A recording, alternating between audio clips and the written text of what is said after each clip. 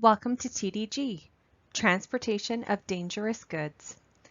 Our goal is to provide you with relevant information as it pertains to your employment at Purnell Energy Services regarding the transportation of dangerous goods. The Transportation of Dangerous Goods (TDG) Act and regulations are in place to provide information on hazardous materials in transport that could pose a risk to public safety, environment, and property. Every individual involved in the shipment of material and products should be aware of their roles and understand their responsibilities. This includes shippers, receivers, carriers, handlers, packagers, unpackers, loaders, and unloaders, as well the information necessary for all levels of emergency response so that first responders have the appropriate information to respond safely and swiftly. As you proceed through this course, you will be able to identify the specific topics and job duties that relate to your employment. You should be able to thoroughly understand these and know how to comply with them. If not, you will know who you can ask for help in the workplace. Due to the nature of our operations, Purnell Energy is not considered a shipper or carrier of dangerous goods, but we do receive shipments of a few regulated products, so it's important for our employees and contractors to be trained in receiving, handling, and storing these dangerous goods. When a shipment is delivered to a Purnell Energy site or to the shop, the key points of the TDG regulations that are of most importance for you to do are 1. Inspect the shipment for damage or leaks. Understand and recognize the TDG hazards. Know what to do if an incident occurs.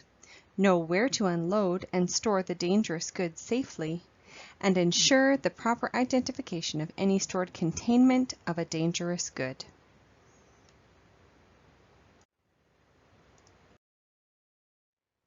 Take note, if a dangerous goods shipment shows signs of damage or is leaking, it cannot be moved.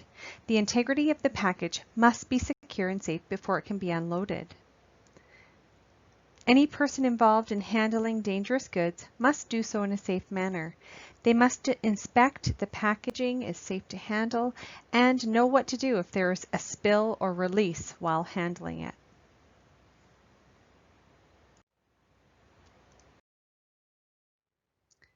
The Transportation of Dangerous Goods classification system is comprised of 9 classes, each representing a different type of hazard. Some of these classes are separated further into divisions. These help identify the specific hazards even more.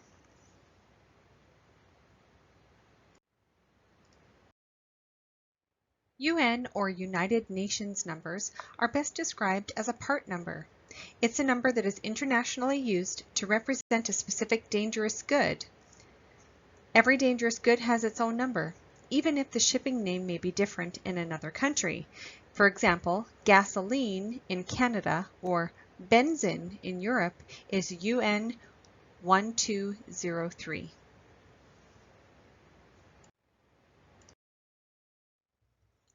It is important to first responders that the UN number and the shipping name match on the shipping documentation and the means of containment. All UN numbers are represented by 2 letters and 4 numbers. This means that the initials UN must be in front of the 4 numbers on packaging and documentation.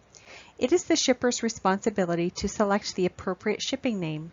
The carrier cannot accept the dangerous goods if the shipping name is wrong, incorrect, or does not match the UN number. It is important for you to know what should be on a shipping document when you are accepting goods on behalf of the company. So what needs to be on a shipping label? The shipper or consignor's name and address must be complete, the date at which the shipment was prepared or offered to a carrier, a certification statement and a consignor certification, as well as the 24-hour number. A 24-hour telephone number that will provide responders with technical information about the dangerous goods in transport.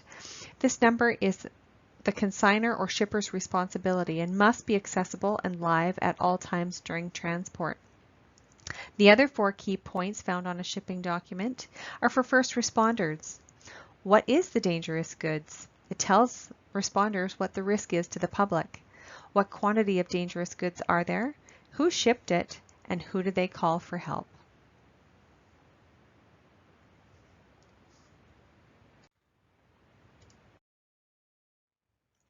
Let's review the 9 different classifications. Class 1, explosives. These dangerous goods are designed to explode by heat, light, sound, gas, or smoke. They may create explosive gases or can produce pyrotechnic effects. Class 2, gases. Gases may consist of materials that are compressed, a mixture of gases, charged with gas, or aerosols. These can erupt violently, release hazardous vapors, become a projectile, or even stop you from breathing. Class 3, flammable liquids. Flammable liquids are liquids containing solids in solution or suspension, which give off a flammable vapor at below 60 degrees Celsius.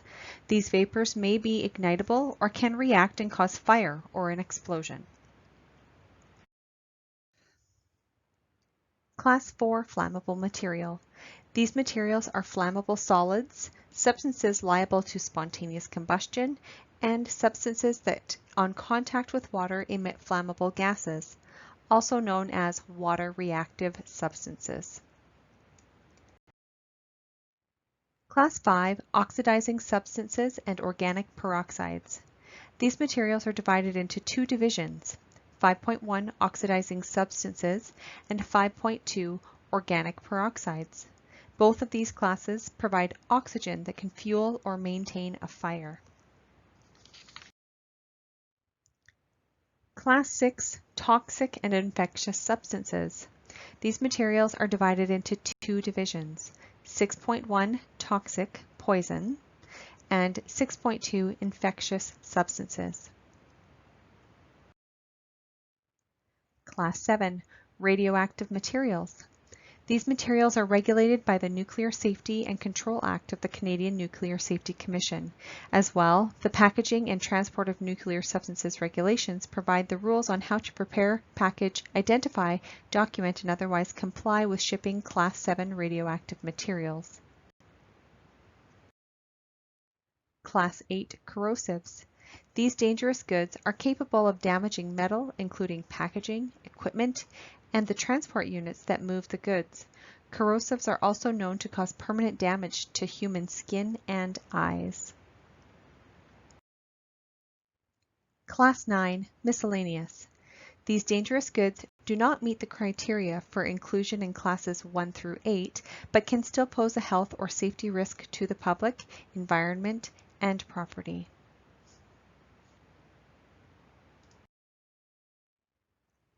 Commonly used products at Purnell Energy Services are things like oxygen and acetylene, gasoline, diesel fuel, propane, DEF fluid, argon gas, various oils and lubricants. You may find these products in the shop, the tool crib, or in small containment units on the back of work trucks or in job trailers. Because the only shipping of these goods is in small quantities for the purpose of consumption as part of our operations, we fall under the exemptions for the TDG Act and regulations, and many parts of the TDG training will not be applicable.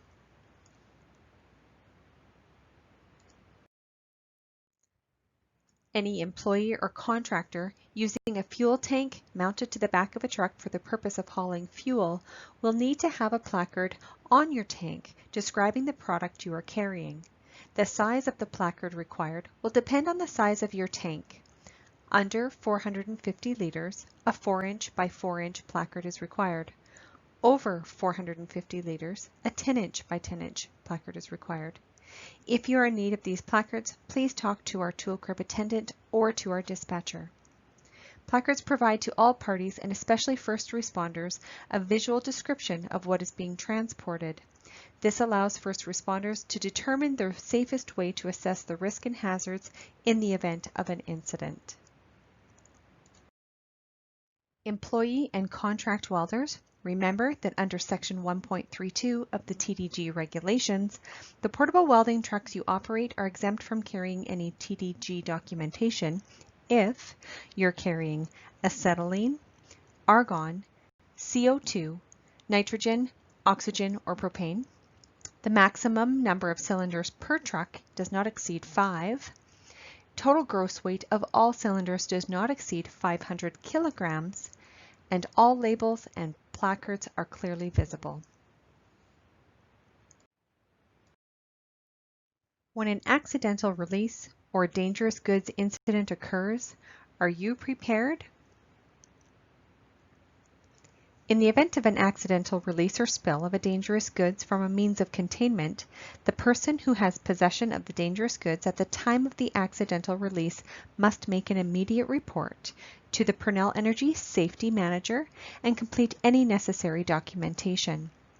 Immediate reporting must also be made to Canutech at 613-996-6666 if there is an incident involving an accidental release from a cylinder that has suffered catastrophic failure, a Class 1 explosive, or an amount that exceeds the maximum allowable shown in the Table 1 of the TDG Act and Regulations. This concludes your TDG training for Purnell Energy Services. Please complete the TDG quiz.